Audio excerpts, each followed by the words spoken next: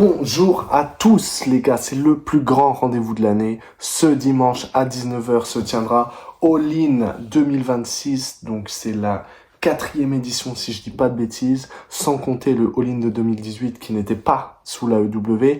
Là, on est de retour à Londres après une petite pause de 1 an l'année dernière, c'était au Texas. On a notre show à 19h, donc pour les francophones, ça fait vraiment plaisir. J'espère que tout le monde pourra le regarder.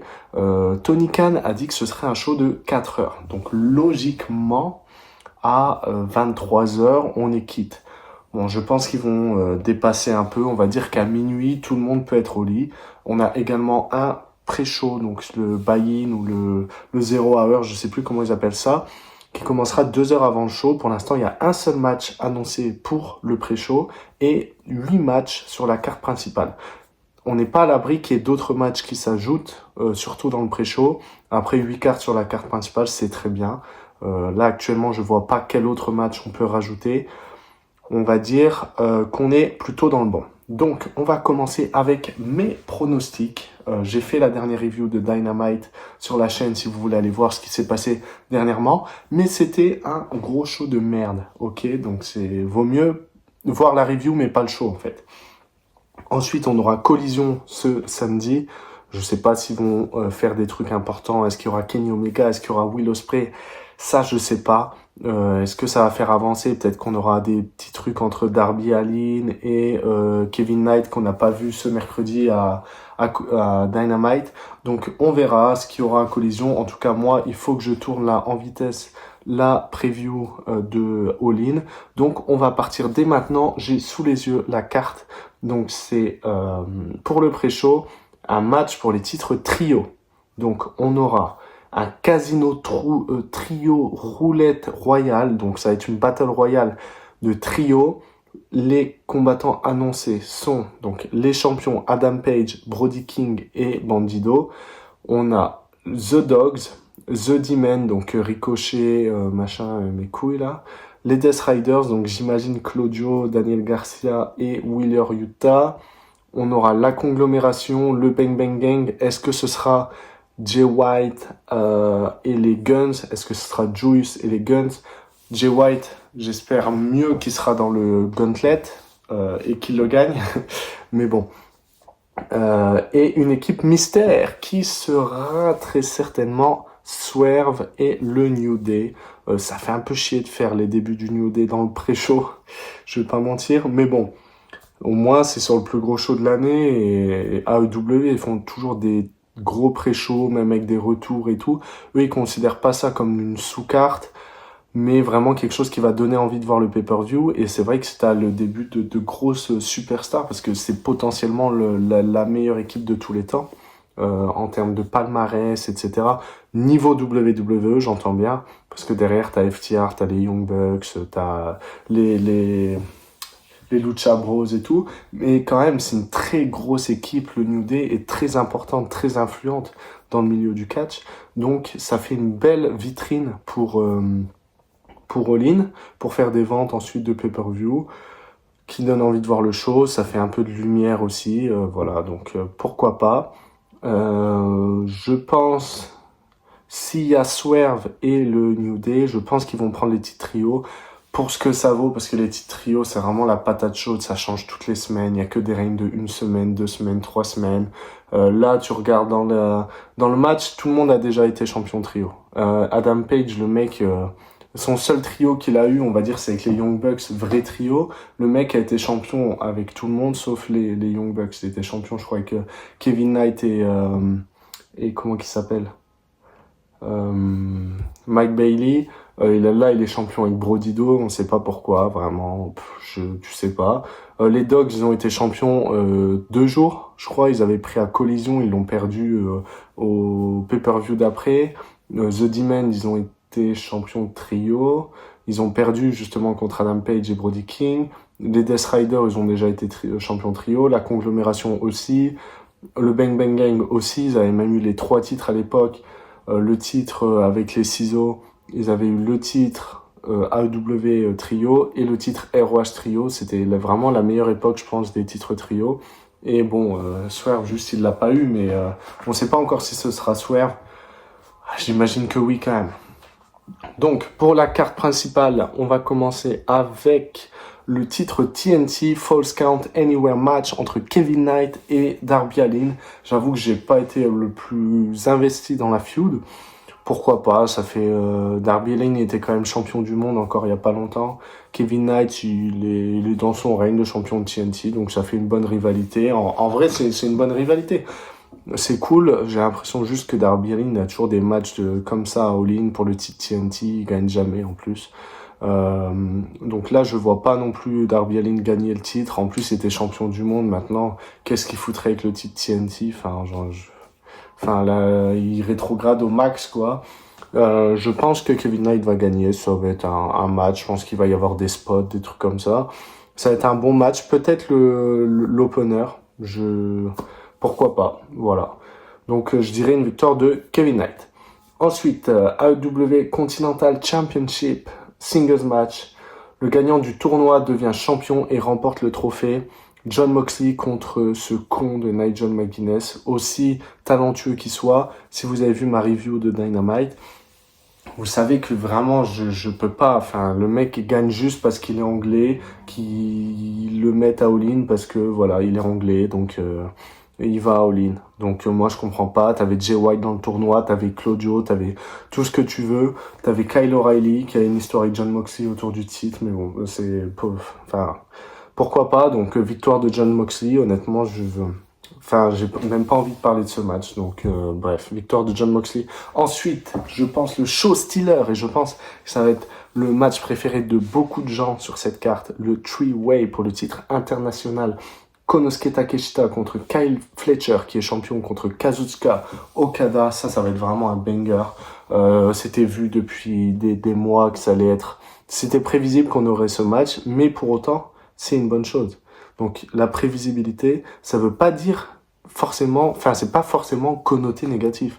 C'est très bien qu'on ait ce match, ça va être un banger absolu. Et je pense que Kyle Fletcher va conserver parce que je vois pas pourquoi il perdrait. Okada, il a été champion... Il a perdu le titre contre Takeshita. Takeshita, bon, il vient de perdre le titre contre Kyle Fletcher, donc je vois pas non plus pourquoi il perdrait le titre. Enfin, pourquoi il reprendrait le titre. Et je pense que Okada va partir pour quelque chose de plus gros. Je pense qu'il va aller suivre le titre mondial après, soit contre Kenny Omega, soit contre Will Ospreay. On verra mon pronostic. Takeshita, après, bon, bah, il peut soit retourner autour du titre international, si j'arrive à parler, et ou alors partir faire autre chose, j'en sais rien. Il peut partir après faire une petite feud contre Omega ou Ospreay autour du titre mondial aussi. Pourquoi pas. Moi, je pronostique une victoire de Kyle Fletcher qui va rester champion et qui va faire le show stealer de la soirée, quoique le main event arrive. Ensuite, Divine Dominion, Lena Cross et Megan Bayne contre The Brawling Birds, Jamie Hayter et Lena Cross. Donc, quoi alors, Catch News, je sais pas ce que vous avez branlé, mais c'est pas du tout... Enfin, ils ont marqué Jamie Hayter et Lena Cross. Non, c'est Jamie Hayter et la meuf de Will Ospreay. Je sais plus comment elle s'appelle. Donc, c'est pas Lena Cross. Bref, je pense une victoire des Brawling Birds. Honnêtement, j'en ai rien à foutre. J'ai pas suivi la rivalité. Mais juste parce qu'elles sont anglaises, elles vont gagner. Parce que bah c'est toujours comme ça avec la EW. Donc après, c'est pas plus mal. Hein. Voilà. Donc en tout cas, Catch News, si vous voyez la vidéo, il faut changer l'affiche parce que c'est pas bon. Ensuite, le Casino Gauntlet Match. Le gagnant aura un match pour le titre mondial AEW masculin. D'ailleurs, il n'y a pas de match gauntlet pour les femmes qu'on a vu l'année dernière. Bon, pourquoi pas, parce qu'en vrai, c'était long. Est-ce que c'était forcément bien Là, t'as pas de retour, de début à faire, à moins un retour de Tony Storm qui aurait pu gagner un gauntlet, un truc du genre. Mais en vrai, là, t'as pas besoin. Donc là, participant annoncé, Andrade El Idolo qui arrivera en premier. On rappelle, 21 participants maximum, mais le match, s'il y a les deux premiers et qu'il y a un tombé direct, et ben tous ceux qui sont pas rentrés, c'est tant pis pour eux. En fait, il peut finir à n'importe quel moment ce match. Donc Andrade en 1, donc première place, on va dire c'est la place la plus intéressante, MJF en 2, et annoncé Mark Davis et Chris Jericho. Donc je pense qu'on aura des surprises. Peut-être les débuts de Ilya Dragunov qui a été relâché de son contrat, enfin ou qui est parti de la WWE. Tony Khan, j'ai vu une interview qui disait que c'était un bon catcheur, qu'il savait pas son contrat, mais que si il était libre, bah, il serait intéressé. Donc pourquoi pas. Ça va être un bon match, hein, c'est toujours un bon match. Ensuite, est-ce que Andrade, MJF, Mark Davis ou Chris Jericho peuvent gagner? En vrai, tout le monde se bat entre Andrade et MJF. Moi, je pense que ce sera aucun des deux. Parce que, tout simplement, je pense qu'ils vont être tellement focus à se combattre l'un et l'autre qu'ils vont en perdre un peu l'objectif de la victoire, ou quelqu'un va prendre la victoire, va voler, soit ils vont se battre à l'extérieur, il va y avoir un gros spot, double down, quelque chose comme ça.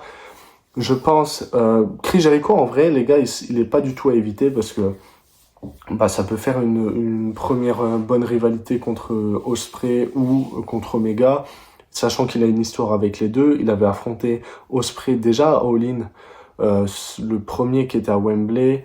Il a déjà affronté Omega à l'époque dans des grosses feuds à la New Jap et tout. Ça peut être une bonne première rivalité. Après, il prendra jamais une deuxième fois le titre. Pourquoi pas Chris Jericho? C'est pas ce que j'ai envie de voir, hein. Mais je veux dire qu'il n'est pas à éviter. Sinon, si Jay White n'est pas dans le match trio, je pense qu'il sera dans ce match et j'aimerais beaucoup qu'il gagne parce que il était dans la Continental Cup et il s'est fait dégager en demi-finale, enfin en quart de finale, on sait pas pourquoi. Le mec vient de revenir, enfin c'est un des mecs les plus talentueux de ta compagnie. Il a jamais eu de titre solo à la WWE, putain les gars, mais faites un truc, tu vois. Moi, j'aimerais bien qu'il gagne ce match. Ensuite, il fait quelques feuds, il se fait oublier quelques mois. Il cash in sur Will Ospreay et il gagne. Et il gagne. Et puis voilà. Et puis si c'est Omega, il gagne sur Omega. Et enfin, t'as Jay White qui a un titre mondial. C'est ce que j'aimerais. C'est ce que j'aimerais beaucoup. Donc moi, je vais le tenter. Allez, victoire de Jay White. Et j'espère vraiment que si Jay White est dans ce match, qu'il va gagner. Vraiment. C'est tout ce que je souhaite pour Jay White. Ensuite, AEW World Tag Team Championship, Christian Cage et Adam Copeland, donc Edge et Christian, qui sont champions par équipe contre les Young Bucks, probablement la meilleure équipe au monde, avec FTR, avec les Lucha Bros. Donc c'est un match, on va dire, exhibition. Bon, il y a une histoire, ils ont une feud, ça s'est un peu fighté là sur le dernier Dynamite. Globalement, c'est une équipe de face contre une équipe de face. C'est juste un peu le dream match, un peu la tournée d'adieu de Cage and Cope. Je vais pas les voir perdre là maintenant parce que ça ferait aucun sens en fait que les Young Bucks ils prennent les titres là. Enfin, pourquoi faire un énième reign des Young Bucks? Je dis pas, je sais qu'ils seront encore champions par équipe à la EW, mais pas à ce moment-là. Je pense pas. Et voilà, comme ça, Cage and Cope, ils vont pouvoir affronter New Day, ils vont pouvoir affronter d'autres équipes par la suite. Donc, victoire de Cage and Cope, ça va être un bon match. Je pense qu'il va être un peu long, je pense qu'ils vont durer sur du 20-25 minutes, voire plus, alors qu'on sait qu'ils vont gagner, mais bon, ça va être comme ça va être sympa, ça va être sympa. Bref, ensuite, AEW Women's World Championship, single match, Willow Nightingale qui est champion, qui a volé littéralement Tekla, donc c'est pour ça que je boycotte un peu le match. Tekla qui a porté la division féminine depuis 1 an, qui se fait voler à 1 mois du show, qui perd son titre. Tout ça pour faire l'affiche Mercedes Moné. Après, c'est pareil pour le main event avec MJF. Mais MJF, il a su rebondir, on va dire. Là, Tekla, elle a complètement disparu depuis qu'elle a perdu le titre. On ne sait pas où elle est. Willow, elle est cool. Mercedes Moné, elle est cool. Mais enfin, moi, j'en ai rien à foutre de ce match. Est-ce que Mercedes va prendre le titre enfin? Est-ce qu'ils vont faire une deuxième clim? Enfin, c'est pas une clim parce qu'elle est heel, mais en gros, elle, une deuxième année consécutive, elle n'arrive pas à prendre le titre, un peu comme Cody contre Roman Reigns pour Mania 39 et 40. Est-ce que là, elle va prendre le titre? En vrai, pour moi, ce serait pas choquant qu'elle perde une deuxième fois et qu'elle arrive encore pas et crée cette frustration qu'elle arrive encore pas à choper le titre mondial. Après, ce serait logique qu'elle le prenne, mais honnêtement, je m'en bats un peu les couilles. Je vais pas mentir. Et le main event, donc Will Ospreay, challenge pour le titre AEW World, détenu par Kenny Omega, donc potentiellement la plus grosse affiche que tu pouvais faire pour la compagnie. J'étais deg parce que MJF, il méritait d'avoir un deuxième main event de All In. Enfin, je sais pas, c'est le meilleur champion, enfin, il est all-time. MJF, il était trop fort. Pareil, il perd le titre à un mois et demi du pay-per-view. Ça fait un peu chier, juste pour les affiches, pour vendre des places. Après, bon, tu comprends que quand même, Ospreay Omega, c'est plus gros. MJF, Ospreay, en plus, on l'avait déjà eu à All In il y a 2 ans et c'était très bien. Moi, j'avais beaucoup aimé la feud autour du titre international. Mais bon, on peut pas tout avoir, c'est pas très grave, ça va être un excellent match. Est-ce que Ospreay va prendre le titre? J'avais fait une vidéo plus tôt dans la semaine où je donnais mon point de vue. Est-ce qu'il a les épaules pour porter la compagnie ou pas? En vrai, il y a un monde où ils font la clim, la grosse clim, parce que pour tous les main events de All In, on a eu que des bonnes fins avec Bryan Danielson, Hangman Page, MJF, c'était quoi l'autre, je sais plus. Mais bref, on a eu que des bons main events de All In avec une bonne fin. Est-ce qu'ils vont faire la clim cette fois en plus, Will Ospreay devant son public? Enfin, on rabâche, mais ça se peut. Franchement, j'aimerais beaucoup quand même qu'il prenne le titre parce que ça fait 2 ans et demi qu'il est là. Il a toujours pas touché le titre. Enfin, frère, au bout d'un moment, si tu le fais pas là, tu vas le faire quand? Tu vas le faire quand, en fait? Donc, je pense quand même qu'il va prendre le titre, que ensuite Okada va aller le poursuivre, peut-être Takeshita aussi. MJF, il peut revenir. Andrade, enfin, il a toute une panoplie de nouvelles histoires à raconter. Ça fait chier pour Omega de prendre juste un règne de un mois et parce qu'il aurait pu avoir des très bonnes rivalités aussi contre d'autres mecs. Tu vois, MJF, il aurait pu revenir. MJF, il avait battu Omega à l'époque pour le titre. Enfin, tu pouvais écrire plein de choses. Jay White Omega, Takeshita Omega, même si on l'a déjà eu plusieurs fois, tu peux le refaire. Enfin, je sais pas. Tu pouvais faire plein de trucs. Andrade l'avait battu Omega plus tôt dans l'année. Tu peux écrire plein de trucs. Mais bon, je pense quand même que Will Ospreay va prendre le titre. Franchement, ça va être une dinguerie. Ça va être un très bon show. S'il reste à 8 matchs, franchement, ça a le potentiel d'être le meilleur show all-time de la WWE. Parce que là, il n'y a pas de match qui pollue. Le match trio, il aurait très bien pu être dans le card principal, surtout pour remercier les Dogs, la demande, le Bang Bang Gang, enfin tous les Adam Page, Brodido qui sont là toute l'année, toutes les semaines, qui catchent tout. Bon, ils sont quand même dans le pré-show, donc ils sont sur la carte, on va dire. Donc on va voir, ça va être excellent, j'ai vraiment hâte. N'hésitez pas à me donner vos pronostics dans les commentaires aussi. Qu'est-ce que vous pensez du main event et des autres matchs? En tout cas, j'ai très très hâte et puis je ferai la review lundi ou mardi du show. En tout cas, ça va être très cool. Restez branchés et ciao, bye bye.